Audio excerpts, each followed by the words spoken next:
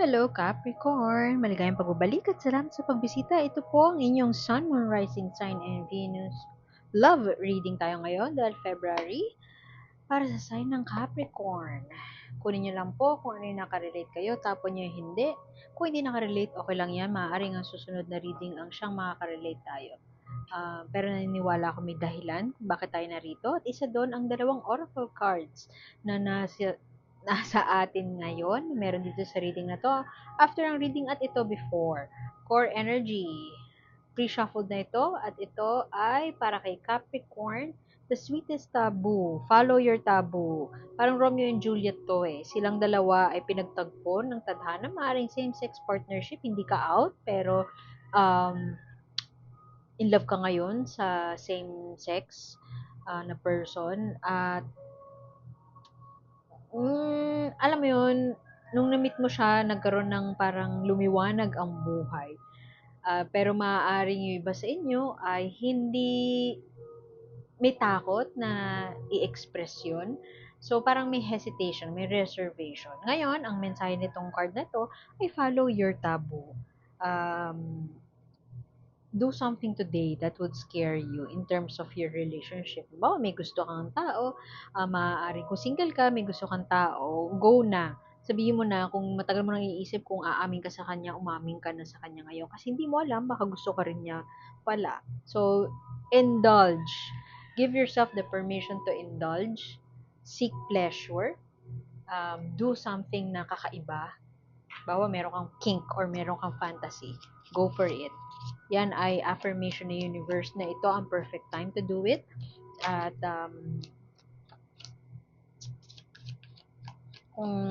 it starts with that juicy kiss. Hindi mo alam kung saan tutungo. Just do it and wait what happens next. O, tingnan mo. Excuse me. Yung iba sa inyo, maaari naghihintay pa ng sign. Ito na ang sign, Capricorn. Ano pa ang hinihintay mong sign?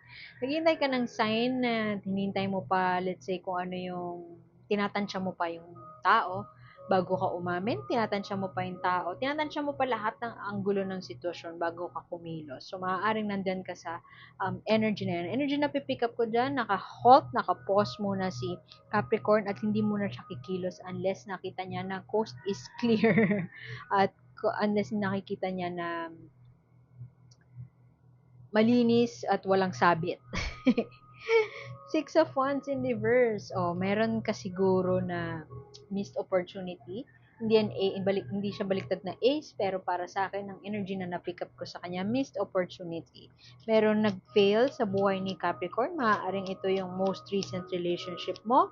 At ngayon, ayaw mo na magpadalos-dalos. Pero, dalawang cards na, ay, yung unang card mo pa lang for energy, advice sa'yo ng universe. Unang-una, ang oracle card mo ay indulge. Bite into the apple. Kung may temptation, go for it.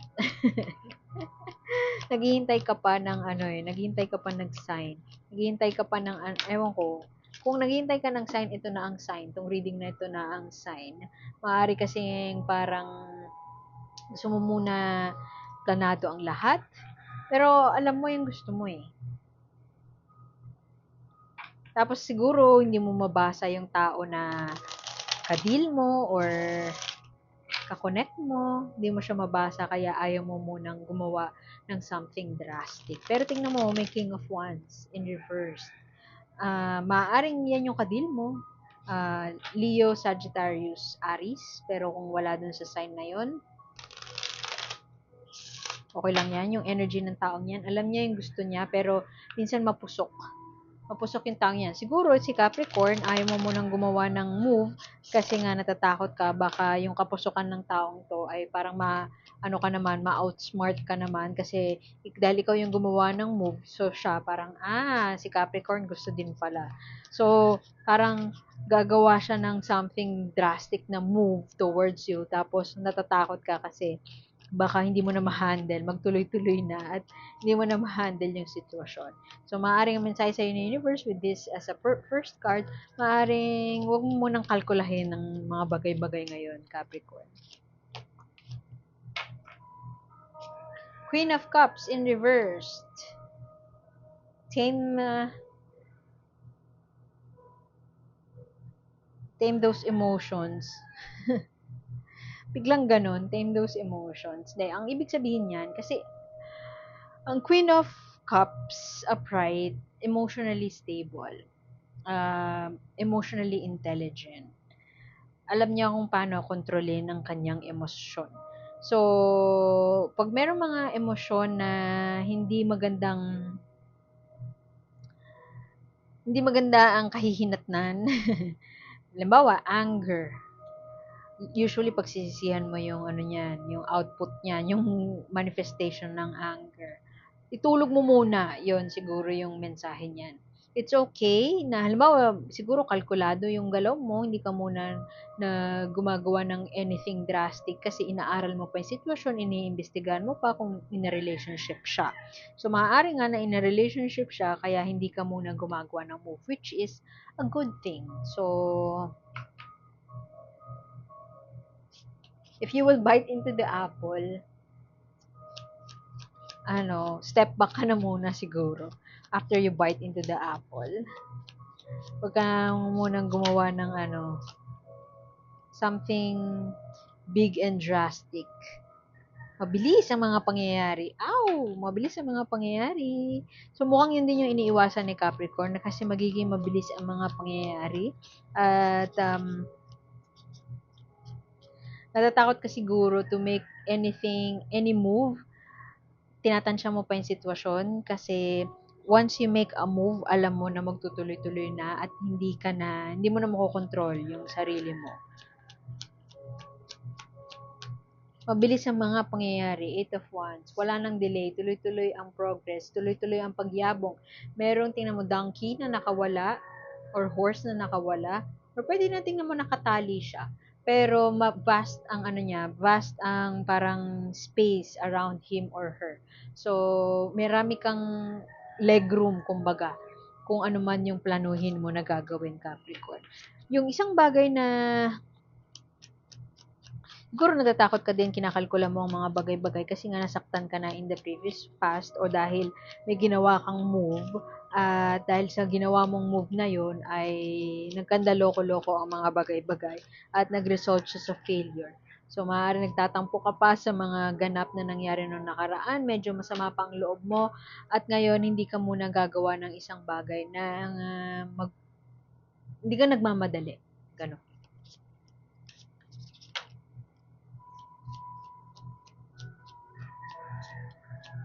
Yung iba naman sa inyo, maaaring torn between two lovers, si Capricorn.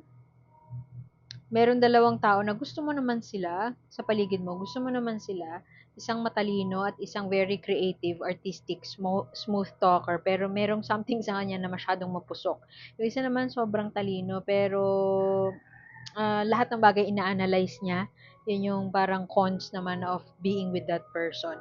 Merong maaaring dalawang tao na sa paligid mo at ikaw naman, yun nga, tinatansya mo kasi parehas mo sila gusto pero hindi mo pa sila ganun kakilala. Hindi mo pa sila ganun um, hindi ka pa masyado nakakapag-spend ng time um, kasama nila. So, pwede din kasi yung mensahe na ito ay invitation sa'yo ng universe na go spend time with them, pero wag kang pakawala masyado. Don't have that boundaries, yon.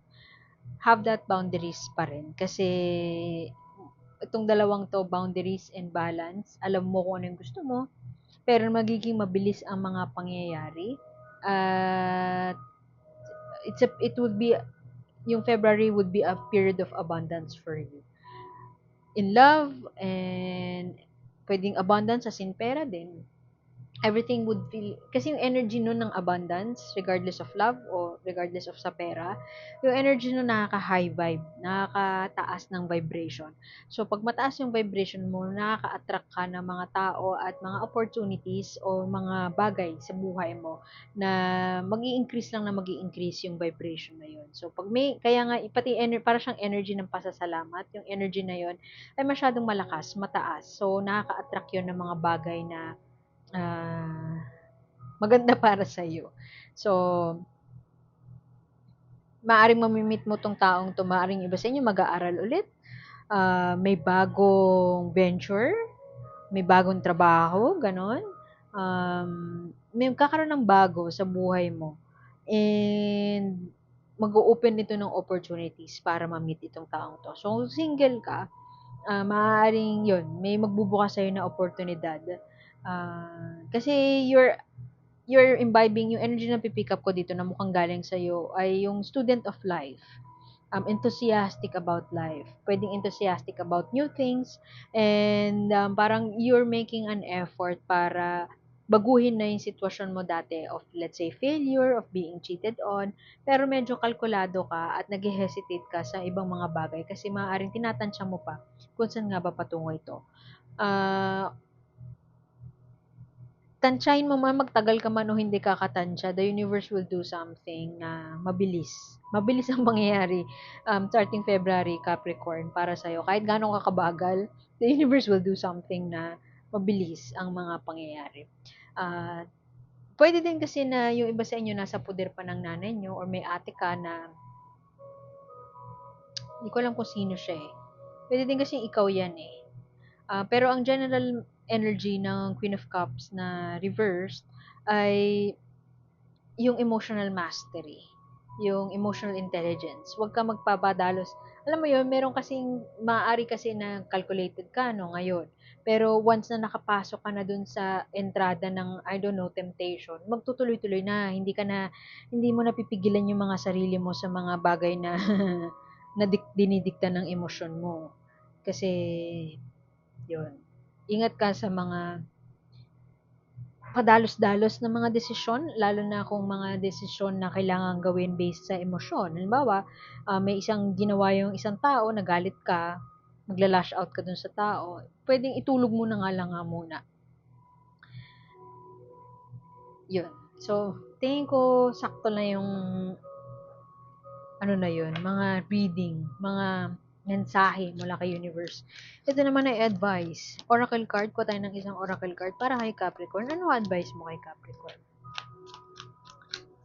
Anong advice mo kay Capricorn? Go na. Don't let the past define yung actions mo moving forward. It's good to take a step back na maghintay muna, tansyahin mo muna yung mga bagay-bagay at pwede din na hintay mo lang sa universe na gumawa ng action towards you. Pero magiging mabilis ang mga bagay-bagay. May dalawang tao sa paligid mo na malakas yung energy eh. So, itong dalawang tao na to, na, yun nga, manliligaw or somebody interested in you, irarattle niya yung, ano mo, slow and quiet life mo.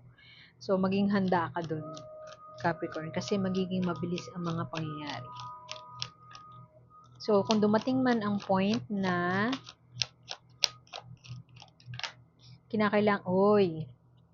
ayun na nga sinasabi ko, kung dumating ang point na kinakailangan mo magdesisyon, itulog mo muna at huwag ka magpadalos-dalos. So, perfect. Itong beware, tingnan mo, yan pa huwag magpadalos-dalos. Beware the happy toxin. Siguro ang ibig sabihin nito, may temptation na darating. It's okay to take a bite, pero, pili ka naman ng ibabite mo. Kasi ito yun, no? Ito yung exactly parang opposite niyan. Kasi discernment is what's needed from you right now. You will be surrounded with yung mga parang tempting na mga cherries or whatever you may call that. At they look so delicious, they look so decadent.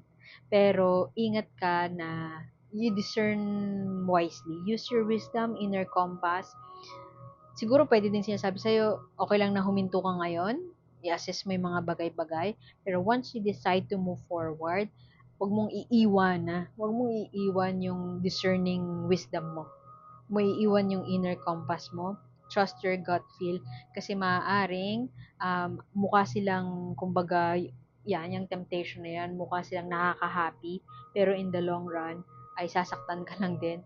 Or in the long run, ay lalasunin ka lang din. Kasi lason yung mga yan. They look so pretty in the outside, pero lason pala sila. At makasisira sa'yo in the long run. So, kung dumating sa pagkakataon na very exploratory ang ano ni Capricorn ngayon.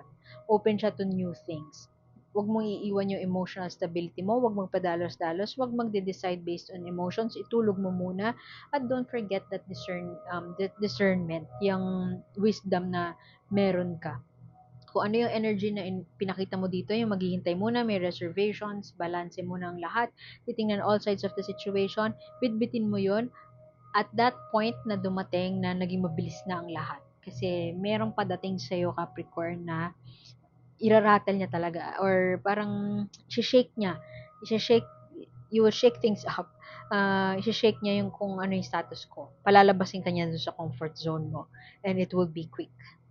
So, iwan ko na yun dun, Capricorn. Like, share, subscribe lang. Subscribe kayo para maabutan niyo yung next na readings. At salamat sa pagbisita. Ako po si A at see you soon. Bye!